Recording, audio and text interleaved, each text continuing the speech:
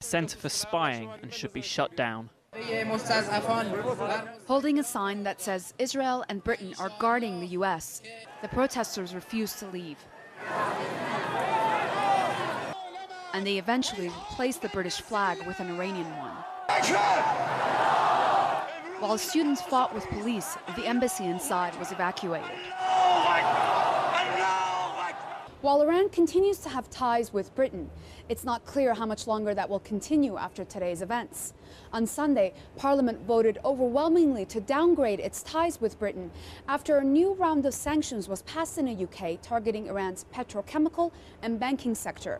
But despite the hostile tone towards Britain, the Foreign Ministry has called the demonstrators' actions regrettable. Dorsa Jabari, Al Jazeera, Tehran.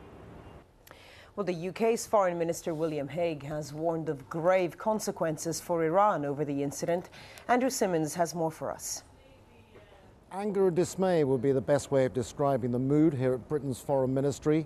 First of all, the charge d'affaires at the Iranian embassy was summoned here, and then Prime Minister David Cameron chaired an emergency Cobra cabinet meeting. Following on from that, the Foreign Minister William Hague had this to say. The United Kingdom takes this irresponsible action extremely seriously.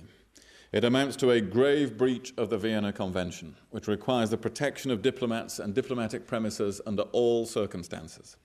We hold the Iranian government responsible for its failure to take adequate measures to protect our embassy as it is required to do.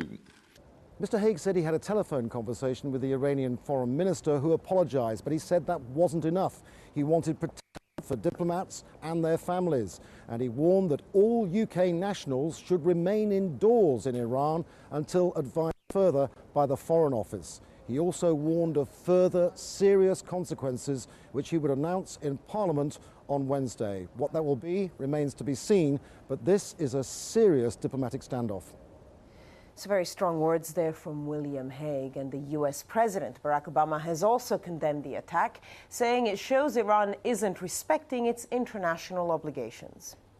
That kind of behavior is not acceptable, and I strongly urge the Iranian government to hold those who are responsible to task. They have a responsibility to protect diplomatic outposts. That is a basic international obligation that all countries need to observe, and for rioters essentially to be able to overrun the embassy and set it on fire is an indication that the Iranian government is not taking its international obligations seriously.